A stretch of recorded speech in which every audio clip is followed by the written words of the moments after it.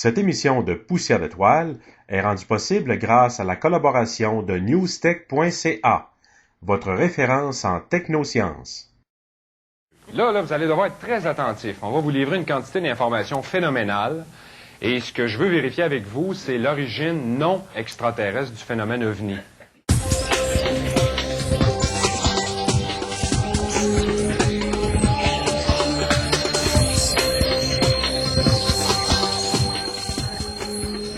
Mesdames, Messieurs, bonjour et bienvenue à Poussière d'étoiles. Cette émission est consacrée exclusivement aux phénomènes spatiaux, mais du côté beaucoup plus insolite. Cette fois, on va parler du phénomène OVNI. Il y a un invité tout à fait spécial. Ça fait quelques années qu'on ne l'a pas vu encore à la télévision. On ne l'a pas vu encore en conférence depuis quelques années, mais c'est quelqu'un que vous allez reconnaître. Alors, il s'agit du communicateur québécois, M. François Bourbeau. Alors, François, bonjour et bienvenue à Poussière d'étoiles. Patrick Tremblay, merci beaucoup de l'invitation. Je suis enchanté. Mais voilà, ça fait du bien un peu de se revoir. Ça fait quand même quelques années. On parle. Oui, voilà. On parle environ 8 années d'absence, François, sur la scène québécoise en matière d'ufologie. Qu'est-ce qui s'est passé en dedans de 8 ans? Ben moi, je dois avouer quand même que lorsqu'on est à la télévision, la moindre des choses que je puisse vous dire, quand on travaille à la télévision, on n'a pas le temps de faire de la recherche.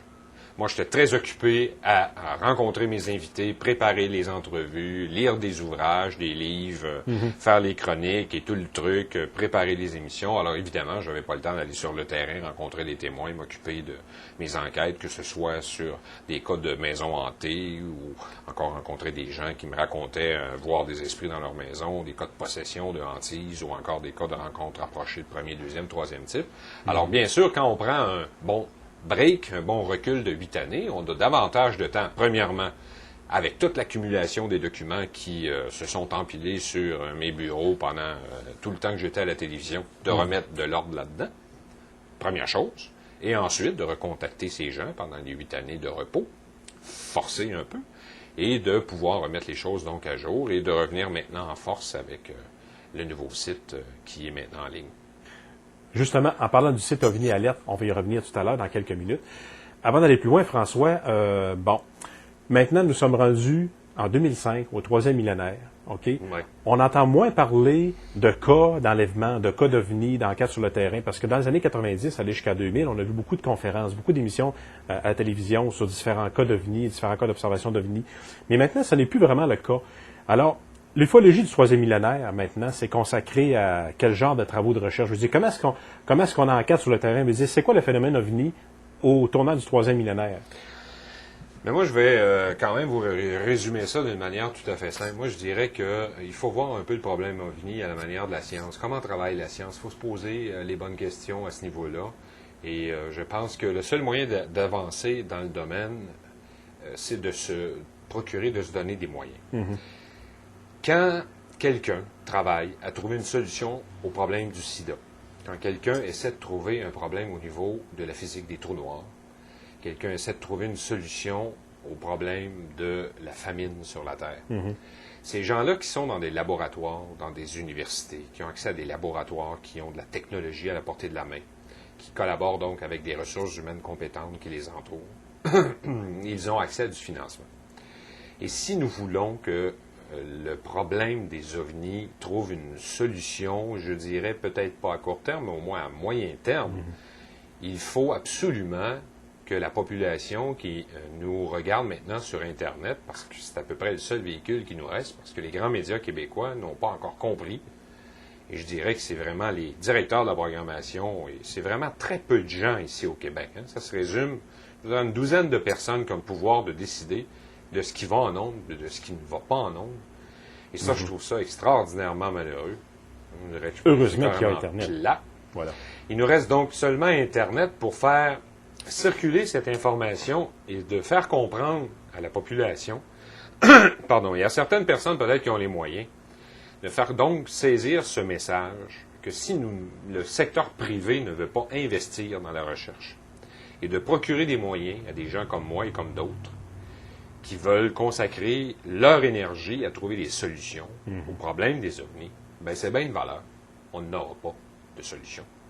Parce qu'il y a des scientifiques, des universités, qui, du temps du projet Livre bleu, du projet Colorado, qui étaient financés par l'Air Force, aux États-Unis, je ne cite que ce groupe, parce qu'il y en a eu d'autres, qui ont eu de l'argent pour trouver une solution au problème et qui ont utilisé ces fonds, pas pour l'étude des ovnis, mais pour aller bâillonner d'autres secteurs de l'université où, dans certains départements, ils arrivaient short au niveau de la mathématique financière. Puis ils se disaient, on va prendre l'argent du gouvernement, puis on va aller financer tel département, tel département, tel département, parce qu'il manque d'argent. Et les fonds qui leur étaient alloués pour l'étude des ovnis ont servi à financer autre chose. Mais comment c'est traduit, ça? Puis là, je peux vous le prouver. J'ai le document ici du projet Colorado. J'ai le livre officiel du Project Condon américain de 69, où les conclusions sont tout à fait bâclées de 1969, où même le directeur du projet, Edward U. Condon, a même dit publiquement à la télévision qu'un scientifique qui oserait s'afficher publiquement et dire qu'il s'intéressait à la question OVNI mériterait de se faire lapider vivant devant tout le monde. Aller dire ça, c'est grave en tabarouette. On n'est plus à l'époque là, de l'inquisition. De l'inquisition de l'Église catholique. Là. Alors ça fait dur. Alors imaginez, là, écoutez, on est rendu en 2005, vous disiez, 3e millénaire, on veut que ça change.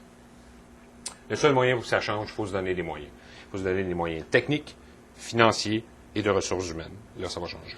Est-ce que vous affirmez pour cette raison-là que c'est pour ça qu'il y a beaucoup d'absentéisme au niveau de l'ufologie, parce que personne n'a trouvé aucun moyen scientifique, ou entre guillemets scientifique, ou par d'autres moyens en tant que tel, c'est qu'on n'a pas trouvé de moyen justement pour résoudre ce problème-là. Alors, les gens font comme un petit peu le silence en attendant de trouver des gens qui pourraient s'y intéresser de façon plus assidue, il faut comprendre la brochette. plus de moyens. Je vais réexpliquer ma brochette. Il faut comprendre. C'est que la personne qui finance normalement dans le domaine de la recherche, posons pharmaceutique, pourquoi elle va financer? Elle va financer parce qu'elle sait très bien que quelqu'un va faire une découverte un moment donné. Le produit va être commercialisé, elle va retrouver la rentabilité dans son financement. La personne qui voudrait financer dans la recherche ufologique, qu'est-ce qu'elle se dit? OK, je mets de l'argent là-dedans. Si on découvre quelque chose, comment je vais récupérer mon investissement? Alors, il y a là le problème. Donc, on a un double défi, nous, les chercheurs en ufologie, les ufologues. On doit faire d'abord la démonstration que, qu'est-ce que je cherche? 1. Si je trouve, 2. Et ce que je trouve, 3. Et 4.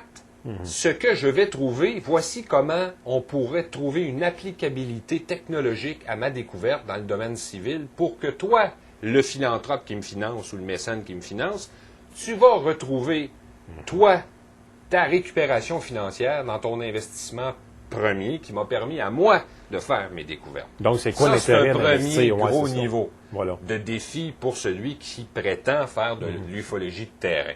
Ça, c'est mon défi à moi. Mon affirmation à moi, c'est la suivante. Moi, j'affirme puis je prétends posséder les connaissances, les ressources, la documentation, le savoir minimal pour amener l'élément qui va permettre de démontrer une applicabilité au niveau simplement de la lumière dégagée par l'OVNI. Si j'ai la technologie, les ressources humaines et l'argent, je pourrais faire la démonstration d'une utilité de ça dans le domaine médical. Mais qu'on me donne les moyens et je ferai la démonstration. Okay. Est-ce que c'est moi qui vais la faire? Non. Je vais aller chercher l'information qui est nécessaire à des groupes qui, avec moi, collaborent, qui, eux, ont les compétences académiques dans le circuit universitaire que je vais financer grâce à l'argent qui me sera donné. Et la preuve sera faite qu'il y aura une applicabilité possible dans le domaine médical et les gens qui auront investi à la base pourront récupérer l'argent. Et là, ces gens-là seront satisfaits, je serai satisfait, tout le monde sera satisfait et le visiteur de tous ces sites Internet se dira « Ah, enfin, depuis le 24 juin 1947, on a avancé, on a compris quelque chose au problème des ovnis. » C'est comme ça que ça marche. Il n'y a pas 56 000 solutions, là. Au 3e millénaire, c'était votre question initiale. Vous m'aviez posé une autre question, j'aurais répondu autre chose, puis autrement. Mais on en est là, là. C'est comme ça que ça fonctionne. C'est comme ça que ça fonctionne, qu'on le veuille ou non. Mais est-ce que plusieurs ufologues pensent un peu la même chose? Non. Parce que ce sont des gens qui chargent des moyens? Non. Non. La plupart des ufologues ne pensent pas comme moi. Okay. La plupart des ufologues se font des petits sites web, puis c'est un hobby. Ils s'amusent, puis c'est le fun, puis ils ont des visiteurs, puis ils regardent aller le compteur, puis ça monte. Donc, l'intérêt est un petit peu moins qu'est-ce qu'elle était dans les années 90. Non, écoutez, il y a deux façons d'être sérieux là-dedans. Il y a une façon de vouloir contribuer à comprendre quelque chose qui s'appelle l'origine, la nature du problème des ovnis, puis de régler la question une fois pour toutes, puis de passer à autre chose plus tard, puis de trouver d'autres solutions, d'autres énigmes. C'est ça, le processus de la science. Ça s'appelle de l'épistémologie, puis on va essayer de comprendre un problème, puis de trouver une solution. Ouais, voilà. Il y a celui qui s'amuse, puis il y a celui qui travaille. Moi, je m'amuse en travaillant. J'aimerais pouvoir être financé pour faire mon travail. J'aimerais pouvoir être payé. Pour l'instant, je me décris comme un ufologue amateur parce que je paye pour faire mon travail. Un ufologue professionnel, ça serait quelqu'un qui serait payé pour faire son travail. De la même manière que je suis un astronome amateur actuellement parce que je paye pour faire de l'astronomie, mais un astronome professionnel, il est payé pour le faire. Est-ce qu'un astronome amateur et un astronome professionnel ont moins de compétences ou moins de connaissances que l'autre? Non, il n'y a rien de péjoratif là-dedans. Le mot amateur est souvent associé au fait que tu es un amateur, donc t'en sais moins. Ça n'a aucun espèce de rapport. Moi, je vous mets au défi, j'amène Hubert Reeves avec moi, dehors, immédiatement. Je vous nomme toutes les constellations du ciel avec l'étoile alpha de chacune d'elles, puis Hubert Reeves ne sait pas le faire. Parce que Hubert Reeves n'est pas un observateur. Hubert Reeves est un mathématicien, c'est un physicien de la physique de l'espace, c'est un homme qui sait aligner des chiffres. Mais ce n'est pas un observateur. Il n'est pas compétent à observer le ciel à l'œil nu et à reconnaître tout ce qu'il voit. Je vous le dis, là, je l'ai rencontré, Hubert, je l'ai interrogé, je l'ai rencontré en dessous du télescope de l'Observatoire du Mont Mégantic. Je lui ai lancé le défi, je lui ai dit, on sort-tu dehors, à l'extérieur, pour aller voir les constellations, puis toutes les nommer? Il m'a dit, non, je suis pas capable. Alors, il est professionnel, il est payé pour faire son travail. Mais ça ne veut pas dire qu'il connaît le ciel par cœur. Voilà. Alors, en ufologie, la même réflexion s'applique. Quelqu'un qui travaille dans le domaine universitaire, qui est mathématicien, qui est physicien, qui est biologiste, qui est météorologue, et qui se prononce dans les tribunes à la Claire-Lamarche, et qui va parler du phénomène des ovnis, c'est pas parce moi qu'il y a un PhD de coller sur une photo laminée sur son mur qui vient m'impressionner. Ça veut pas dire que parce qu'il a un document universitaire, que ça lui donne le droit de parler sur la problématique des ovnis. Qu'il a fait ses classes, qu'il ait pris le temps au moins d'aller lire toute la documentation, je vais respecter son commentaire. Mais dans la mesure où ce qu'il dit a de l'allure, que ça se tient debout, je vais respecter ce qu'il va dire. Mais s'il dérape, comme j'en connais trop au Québec, qui sont dans des planétariums, il n'y en a pas 100 000 au Québec, vous savez de qui je parle, ben moi je lui dis, ben ferme, s'il te plaît. Pendant qu'elle ferme juste, avant que je la ferme plus serrée, s'il te plaît, arrête de parler, parce que ça n'a pas d'allure. On parle justement de la différence entre amateur et professionnel. Je pense que François, tu as eu l'audace même de donner des cours en ufologie, parce que... L'audace.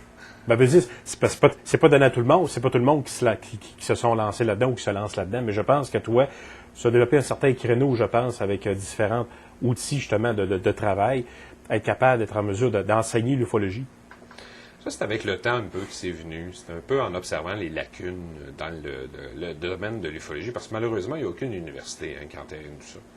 Et ça m'était constamment demandé. Il n'y a pas de cours là-dedans, il n'y a rien, finalement. Ben, il existe des trucs probablement en allemand ou en russe ou aux États-Unis, je sais que ça existe au niveau de la MUFON et Mutual UFO Network ou du QFOS, le Center for UFO Studies de Steven Spielberg. Mon Dieu.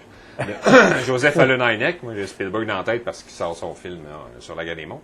Mais le problème, c'est ça, c'est qu'il n'y a rien qui existait en langue française pour permettre aux gens, ici ou à tout le monde au Québec, d'avoir accès à de l'information qui leur permettrait de comprendre un peu la mécanique d'enquête au niveau de la problématique OVNI, de l'approche, comment approcher le témoin, comment recueillir l'information, mais surtout lorsqu'il y a une évidence physique qui apparaît sur le sol, au niveau des traces, comment on la traite cette information-là, comment on cueille les échantillons, comment on les collige, comment on rentre la statistique, comment surtout on conserve les échantillons. Et il y a beaucoup d'étapes, il y a beaucoup de trucs à connaître, à savoir. Il y a la météorologie, la photographie à maîtriser. Il y a énormément de choses à savoir, à maîtriser et à connaître.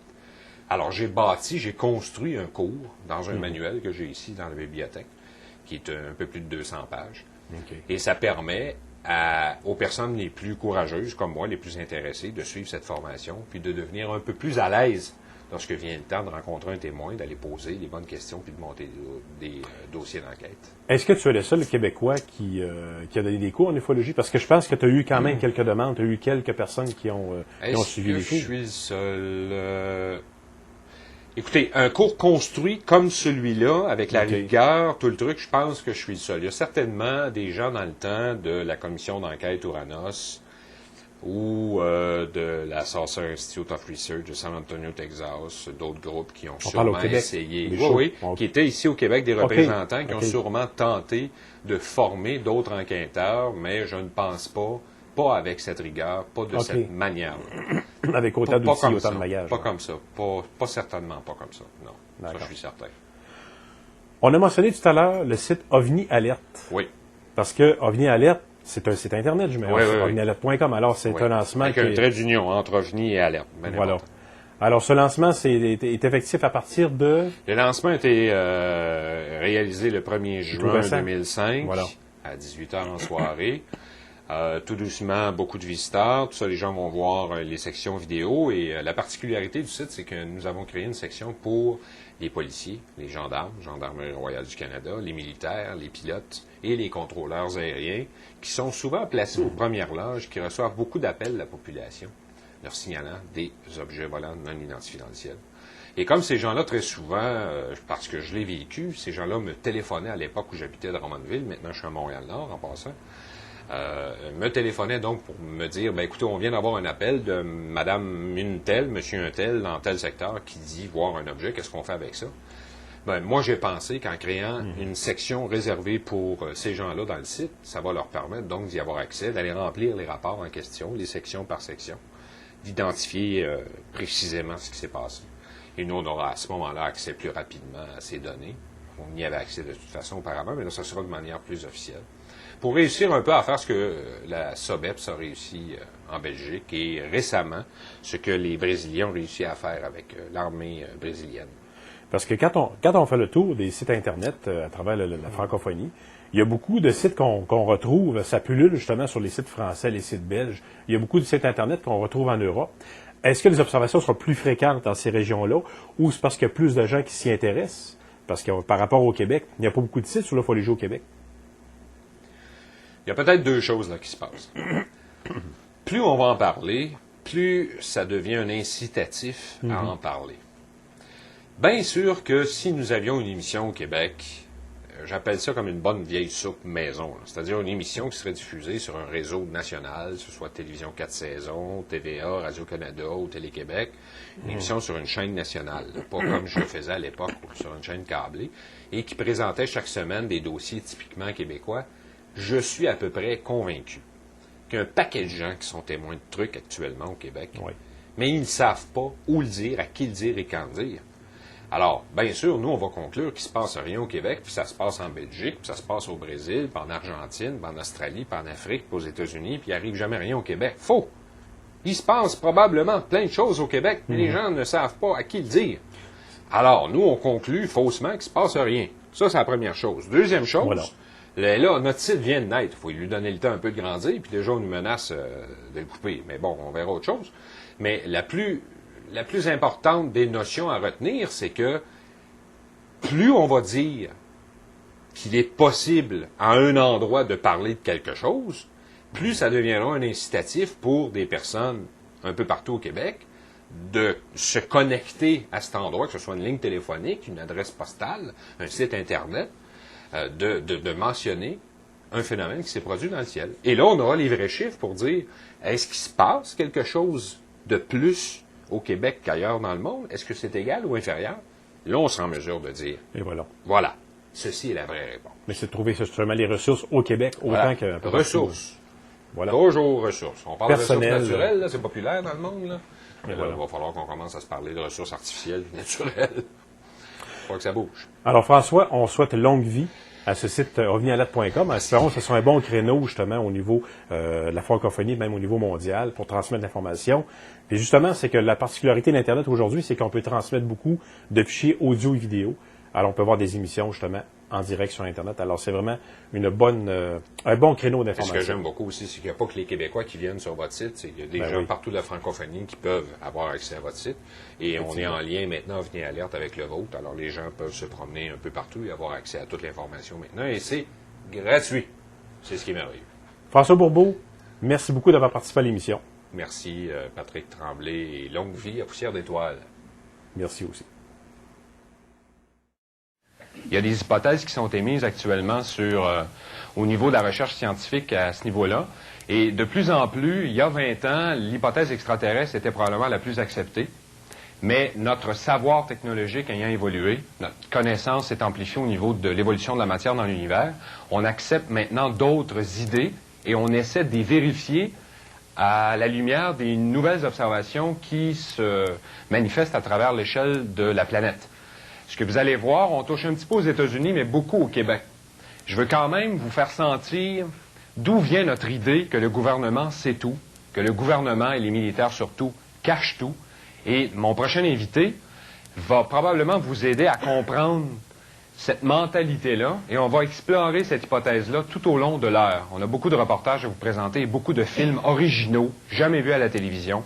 Vous allez voir de véritables ovnis qui ont été et photographiés et filmés, et je pense que vous devez d'enregistrer cette émission et la conserver, et de la revisionner très souvent pour habituer votre œil à voir les détails et surtout écouter les commentaires qui y sont rattachés.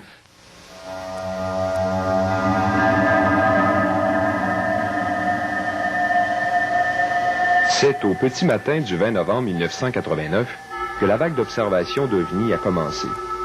Ce matin-là, Yvan Noiseux a vu de puissantes lumières qui correspondent à une grande énergie dégagée par l'OVNI, cela dans un faible volume. C'est vous, là, c'est en pleine face, là. Ouais. Là, j'ai tassé les rideaux. Là, j'ai vu les 4 lumières. Là, dans ma tête, tout de suite, quand j'ai vu les lumières, je me suis dit, il va mieux 4 par 4, là, avec les grosses barres. Là, je regarde comme fou, je dis, c'est par-dessus les maisons. Oh. Yvan Noiseux n'est pas le seul témoin à avoir été impressionné par l'OVNI. Un jeune camelot l'a aussi vu ce matin-là. Il y avait une grosse éclair dans la maison, il y avait beaucoup de lumière. Après ça, j'ai regardé dehors, puis j'ai vu comme un spot. Marie-Claude Lévy, tant qu'à elle, a cru son heure arriver. Ben, il était 6h moins 10 du matin, puis je me préparais à aller à l'école. Puis je me suis réveillée avant mon cadran, fait que j'ai été mon cadran. Et puis avant que je me rouvre les yeux, il y avait un certain bruit très près de la maison, c'était ça. Je pensais que le feu était près à la maison au début. Là, je me suis ouvert les yeux, puis je me suis rendu compte que tout était bleu. Là, j'ai vraiment eu peur. Fait que là, je me suis dit, qu'est-ce que c'est? Fait que j'ai regardé dehors. Puis j'ai vu que tout était bleu. C'était vraiment épeurant. Ça m'a fait peur. C'était d'un bleu que j'avais jamais vu ça. C'est comme un peu les films d'horreur que tu peux voir là, dans le bois le matin. Là, c'est à l'aube, puis c'est brumeux, c'est bleu. Je pensais vraiment qu'on était pour y passer. Le père de Marie-Claude, Jules Fradette, a aussi remarqué une lumière bleuâtre anormale. J'arrive vis-à-vis de la salle de bain, puis il y a une lueur assez importante, pareil comme si plusieurs lumières s'étaient allumées en même temps, mais plutôt bleu. C'était pas une lumière couleur habituelle. Puis là, bien, comme j'en allais à la salle de bain, à cette heure-là, d'habitude, c'est le premier à l'heure qui était. Puis, comment ça qu'il y a de la lumière, mais la lumière n'était pas, je voyais bien que c'était pas la même, tu sais. Puis là, tout de suite, je me dirige vers la fenêtre. Puis là, ça a cessé. Il y avait un bruit avec ça, bien sûr. Ça a cessé. Au bout de quelques secondes, je n'ai pas conduit, je n'ai pas vérifié rien, là. Ça revient, la même chose. Là, j'ouvre la fenêtre pour regarder dehors. Puis je voyais à travers les arbres, je voyais sa terre partout, là. Puis... Et 3 jours plus tard, en fin d'après-midi, Anne Beaulieu, alors au volant de son automobile sur la route 112, à seulement 2 ou 3 kilomètres de Sainte-Marie-de-Mont-Noir, un 23 novembre donc, elle a observé avec ses 2 enfants un bien singulier objet. Ça fait que l'objet est passé en avant de ma voiture. Il a tenté sur le côté, mais c'était vraiment quelque chose que j'avais jamais vu. Ça fait que moi, j'ai arrêté la voiture sur le côté de la route. Puis là, j'ai observé ce qui se passait. Cet objet-là a volé à hauteur des fils électriques, qui est allé se déposer devant un boisé, pas loin de là. Il y avait d'autres voitures, des voitures qui ont ralenti, puis il y a des voitures qui ont arrêté ici pour regarder ce que c'était. Je ne sais pas encore quoi dire là-dessus. Pour moi, c'est un mystère. L'objet volant non identifié, vu par Yvan Noiseux le 20 novembre, s'est déplacé sur la droite, donc vers l'ouest, et il a laissé une trace circulaire sur le sol, derrière la maison, de M. Daniel Galarneau.